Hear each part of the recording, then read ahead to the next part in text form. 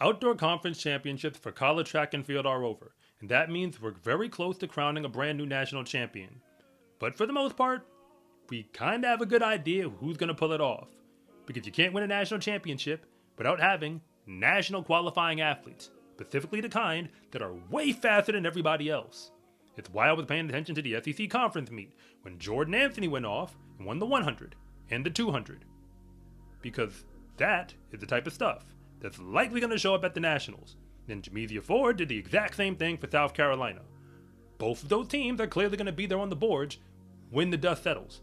Because if they do that again, that's 20 points, and you likely only need about 40 if you want to win a national title. That said, they're going to have to qualify at the NCAA regional meet, which I will actually be there, at least at the East regional meet, to see kind of what goes down. But all that being said, I care a lot about the conference meet specifically, because that is the only meet on the calendar that we generally get to see what every team in Division I is actually working with. That's why they hand out trophies at the end of that meet. And in a college track and field world where the CEO Sam Seams said himself that the sport needs to produce very real narratives with very legitimate stakes. It seems to me that when we let the teams go out there and battle it out, we get a very engaging product. I mean, hey, I'm just one opinion, but I'd like to believe it's an informed one. And for that reason, I continue to do the SCA team rankings for every single program in Division I. It's more or less kind of like net rating, which they do for college basketball. So it's really a net rating concept. I'm just going to rank all the teams based off of who did you play and who did you beat? Or more specifically, what region are you actually in? What conference are you in? And yes, what do you look like on the national leaderboards? Please believe I was paying attention when Kalen Walker of Iowa went out there and won the Big Ten championship in the 100-meter dash. That put 10 points on the board for the team. But he was doing it against USC, which, coming into that meet, had 5 of the top 25 men in the entire NCAA in that same event. Once again, I am not making any of this up. And I also noticed when an athlete like Victoria Cameron, who runs for Tarleton State in the WAC conference, goes out there and completes a sprint triple, putting those points on the board to make sure that her team wins the conference title as well. Both of those athletes will likely be there when we get to the national championship meet, and considering most of their teams won't actually join them at the NCAAs, I'm not really holding my breath for the final scores for those programs. I want to see what the teams would actually look like if they battle it out, which is why the rankings are designed as such. Now, I could tell you how I do it. You take conference, regional, and national ranking indexes, you mix it together with a whole bunch of math, and, I'm sure you really don't care about that, so I'm not going to bore you. But these rankings really do help you understand which teams are actually good in the NCAA from top to bottom, regardless of what conference you're actually in. But whether or not we're looking at the men's or the women's sides, spoiler alert, there will be a whole bunch of power conference teams that show up very high on the list. So this is a breakdown of the best outdoor track and field teams in the 2025 season on both the men's and the women's sides for all of Division I. If you want to see the full list, you can do that at scarecruiting.com. I will put a link to it in the description below. But I am primarily going to focus on the teams that are all the way at the top, because I'm pretty sure that's what most people want to know anyway. But I will give you a few notes, because there are some things that you deserve to know, even if nobody was going to tell you. At least, again, up until now. But if you're new here, I want to say thank you for even making it this far into the video. And I'm Coach Rob, the founder of SCArecruiting.com, where I rank the best track and field recruits across the entire nation. And if anything that I say actually connects with you, it is always greatly appreciated if you would please like and subscribe. But if I don't, just let me know in the comment section, because I try to read them all. Starting this off on the men's side, if you focus on the top 25 teams on my SCA team rankings, you will notice, of course, the usual suspects. Almost every program is going to come from the SEC, the Big Ten, the Big 12, or even perhaps the ACC. But there are definitely some exceptions. Generally speaking, the biggest exception you're going to find comes in programs like this: Navy, out of the Patriot League; High Point out of the Big South Conference, and Youngstown State out of the Horizon League. Because all of those teams dominate their conferences. Like, it's not even close when they go to a conference meet. And they hold their own in their regions. Some of them are almost all the way at the top. Unless a really big name power conference program is there to knock them down. That is why they crack the top 25. Because they're going to put up numbers if you actually come to battle them as a full team. But if you focus on the programs that actually make the top 5, Princeton is the biggest shocker because they come in as number 5 representing the Ivy League. They ran away with that conference and it was not close, but they were also practically the best team in the entire Mid-Atlantic region. Simply put, you don't want to see them in a dual meet, at least not this season. Yet the next 3 teams I'm going to give you all come from the SEC. What a shocker. And it all starts with Tennessee that comes in at number 4.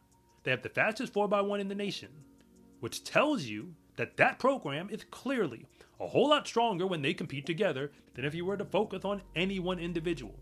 And the number 3 team is Texas A&M, which has a whole lot of talent across the board. But keep in mind, they did not win the SEC conference, which is a little bit misleading because not everybody goes all out at the SECs, specifically if they're trying to win a national title.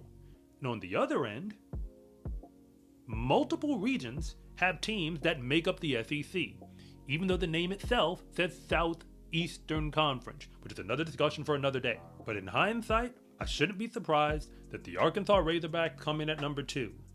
They did win the SEC conference, and I already told you that Jordan Anthony is probably the primary reason why. But they have a whole lot more talent than just him, obviously. Yet if he can't pull something off that looks close to what he did at the SECs at the NCAA meet, they're not going to win the national title. Because USC is going to be there. They're the number 1 team on this list, and trust me, I ran all of the numbers and then double checked them. USC is the real deal.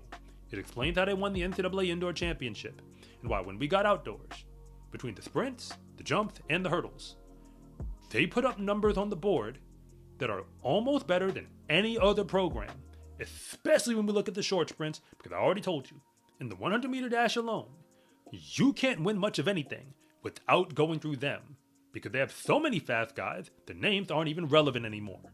Yet moving on to the women's side, when you look at the top 25 teams again, you're still going to notice a few outliers. The Ivy League is one of the most underrated conferences in all of Division I. If you ask me, they're more or less a top 5 conference when it comes to talent across the board, which is why Harvard and Princeton basically had a dual meet at that conference championship on the women's sides. I mean, other teams were there, but they really weren't going to do anything that was going to stop them from winning, because both of them are 2 of the best in the nation. The only other program that I have to tell you about is Howard University, because their women ran away with the MEAC conference title and it really wasn't close.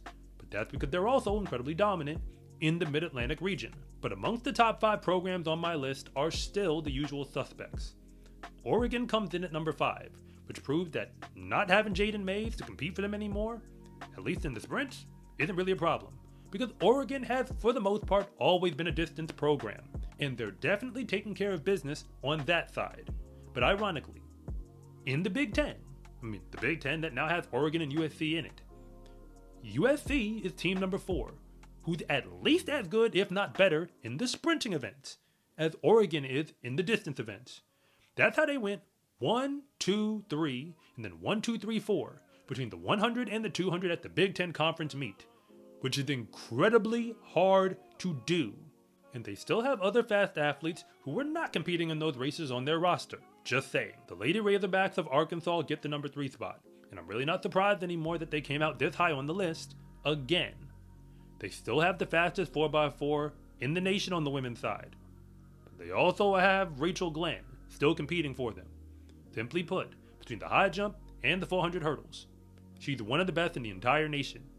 So even if you just stop there, and trust me, it goes a whole lot more than that, Arkansas would have to be taken seriously. But if a complete team is really what you want, Texas A&M will definitely give it to you, especially if you focus on the highlights between the sprints and the hurdles, which is why they get the number 2 spot on this list. Once again, I ran the numbers. That's the way it came out. But the team that got the number 1 spot is the same one that I likely would have predicted about a year or two ago, because I saw how the Georgia Bulldogs were recruiting, and have continued to recruit, which is why all that talent is paying off, and they're the number one team on this list. So instead of giving you a whole bunch of names, I'm just going to give you one. Olympian Aaliyah Butler.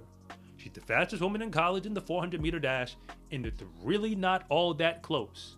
And I'm not expecting that to change at the national meet either. But like I said, the amount of talent they have on that team, and for that matter, that's committed to come there next year, is so significant, especially in the sprints, that you really don't want to deal with the Georgia Bulldogs in the SEC or beyond. The current state of college track and field is a direct result of everything that's happening around it, from conference realignment, the NIL, transfer portal, and we could keep on going with this list. All that basically produced super conferences in track and field. I mean, we call them power conferences, but they're super conferences.